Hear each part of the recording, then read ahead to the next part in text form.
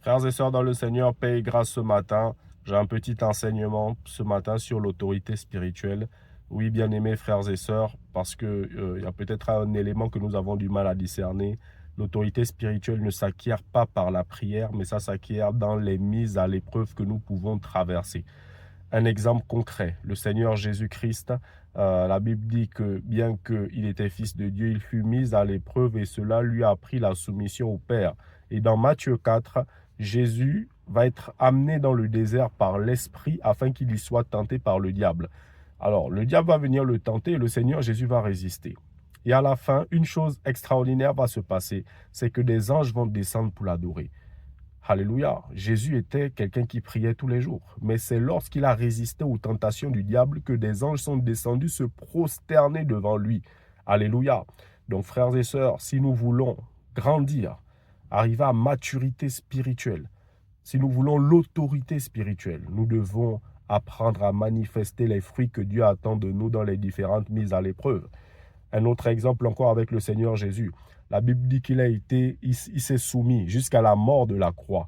Et Dieu l'a souverainement élevé et lui a donné le nom au-dessus de tout nom. C'est-à-dire que Dieu, à cause de son obéissance à aller jusqu'à la mort de la croix, lui a donné une autorité telle que personne n'en aura jamais dans l'histoire de l'humanité. Alléluia. Alors, frères et sœurs, un autre exemple. Abraham. Abraham fut mis à l'épreuve. Dieu lui demande de lui donner son fils, son unique.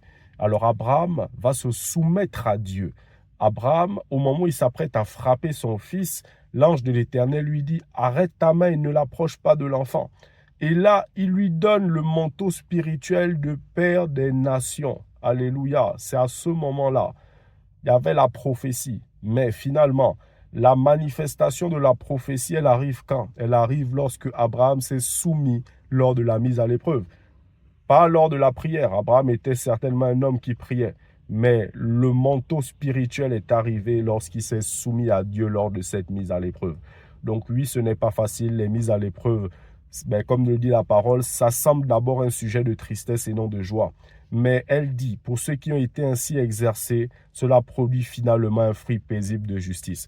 Donc la Bible dit, si nous passons par toutes sortes d'épreuves, considérons-nous comme heureux, car la mise à l'épreuve de notre foi produit la persévérance. Mais il faut que cette persévérance aille au bout de ce qu'elle peut faire. Il faut qu'elle soit étirée au maximum afin de nous conduire à maturité. Et quelle est finalement l'utilité de la prière?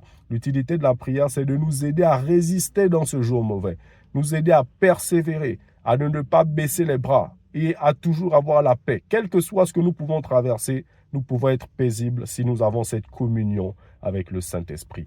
Soyez richement bénis ce matin. Je finirai par deux paroles. 1 Pierre 5, il dit, le Dieu de toute grâce qui nous a appelés à sa gloire éternelle en Jésus-Christ, après que nous ayons été mis à l'épreuve un peu de temps, nous perfectionnera lui-même, nous affermira et nous rendra inébranlables. Le but de Dieu, c'est qu'on soit inébranlable.